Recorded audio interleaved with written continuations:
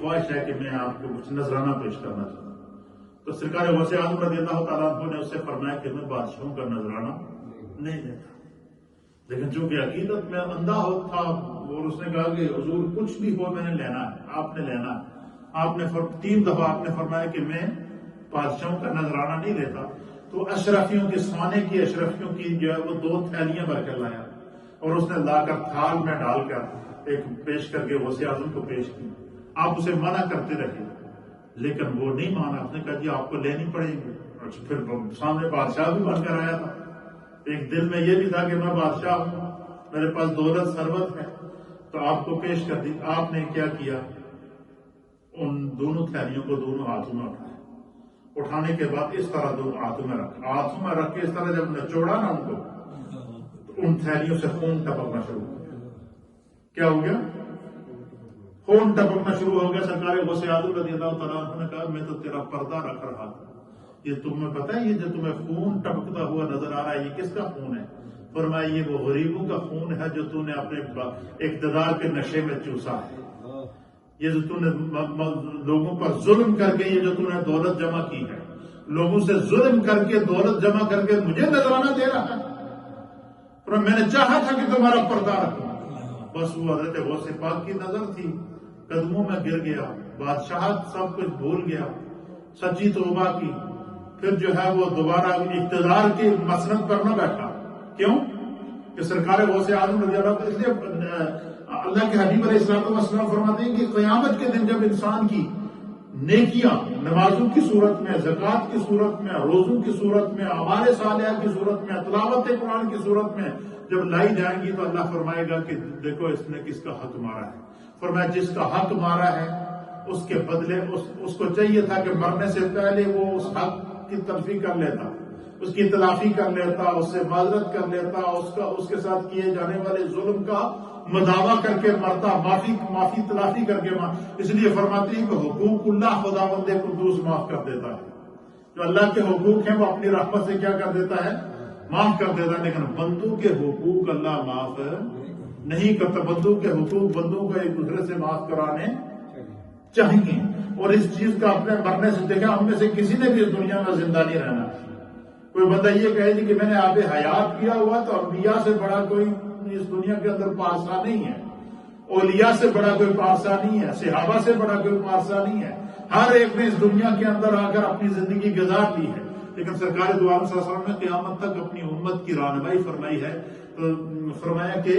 مرنے سے پہلے کسی کا اگر حق تلف کیا ہے تو اس کو ضرور معاف کرا دو، ورنہ یہ دنیا ادھر رہ جائے گی، مکان ادھر رہ جائے گا، دولت ادھر رہ جائے گی، ثروت ادھر رہ جائے گی، لیکن جب کہ جو حساب و کتاب کی منزل سے گزرنا پڑے گا وہ بڑا۔ فرمایا کہ اللہ فرمائے گا کہ اس نے کسی کا حق مارا ہے، پتہ چلے گا جی اس نے فلاں کا حق مارا ہے۔ فرمایا اس کی جو نمازوں کی نیکیاں ہیں یا روزوں کی نیکیاں ہیں، اس کے حق کے مدارے کے لیے جو کفارے کے طور پر اتنی نیکیاں اس کے حوالے کر دو۔ فرمایا کہ جو روزہ لے کر آئے گا، زکوٰۃ لے کر آئے گا، کسی کے ساتھ اگر کسی کو گالی دی ہوگی، کسی پر بہتان لگایا ہوا، کسی کا مال کھایا ہوگا، حدیث کے الفاظ کو ترجمہ کر رہا ہوں، کسی کا مال کھایا ہوگا، کسی کا خون بہایا ہوگا، کسی کو مارا پیٹا ہوگا، کسی کے ساتھ ظلم اور زیادتی کی ہوگی، کسی پر ناحق کسی کے مال اور دولت اور زمین پر قبضہ کیا ہوگا، فرمایا وہ نیکیاں جو لے کر اللہ کی بارگاہ میں آئے گا، اللہ تعالیٰ فرمائے گا ان تمام لوگوں جن کے ساتھ اس نے زیادتی کی ہے اس کی نیکیاں تقسیم کر دو، اس کی نیکیاں ان لوگوں میں کیا کر دو، تقسیم کر دو۔ فرمایا تقسیم کی جائیں گی، اور اگر حق ادا ہونے سے پہلے اس کی نیکیاں ختم ہو گئیں، یعنی نیکیاں بھی اتنی تھی، ظلم اتنے کیے ہوئے تھے کہ نیکیاں بھی کم پڑ گئیں، کیا ہوئی؟ یعنی اس نے دنیا میں انسان نے ظلم اتنے کیے ہوئے تھے کہ اس کی جو نیکیاں تھی وہ بھی نماز